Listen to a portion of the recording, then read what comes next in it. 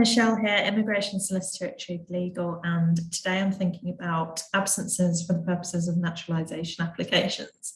Now, one of the key requirements for your naturalisation application to be successful is that you come under certain absences thresholds. And the thinking behind that, the Home Office's logic, is if you're looking to make the UK your home forever, you should really be spending most of your time here already. And they'll just get a little bit suspicious if you're spending too much time out of the UK.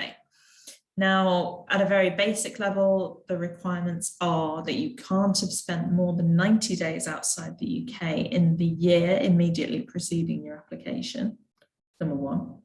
The second requirement is dependent on whether you're married to a British citizen or not. If you are married to a British citizen, your qualifying period is 3 years and you can't have had more than 270 days, 270, absence from the UK in that 3-year period.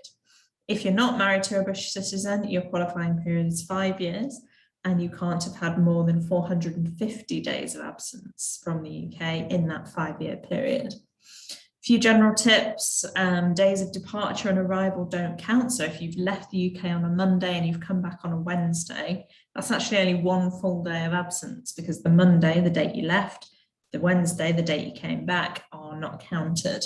Read the article for a sort of clever way that you can get the application form to do some of the maths for you. If you're slightly over the absence threshold, so for example, if you're anywhere between 90 and 100 days in the last year, or if you're anywhere between 270 and 300, if your qualifying period is 3 years, or 450 and 480, if your qualifying period is 5 years, the Home Office will always exercise discretion.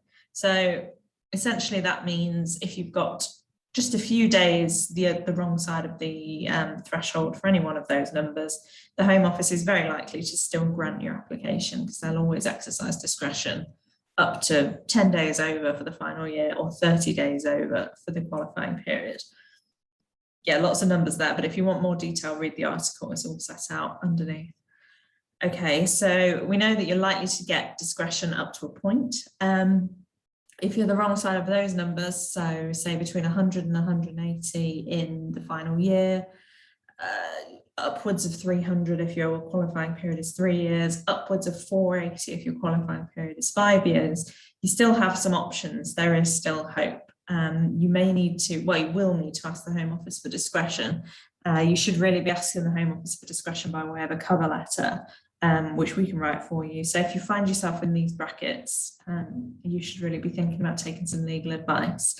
We can write that cover letter for you and just explain to the Home Office why we think your application should still be granted, even though technically you're in breach of the absence requirement.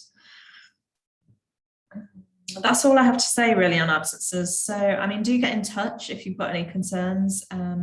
If you've got concerns about CSI, which I know a lot of people do, you can check out our other blog written by my colleague Louis, that's linked in the article. Otherwise, get in touch. Our contact details are all over the website.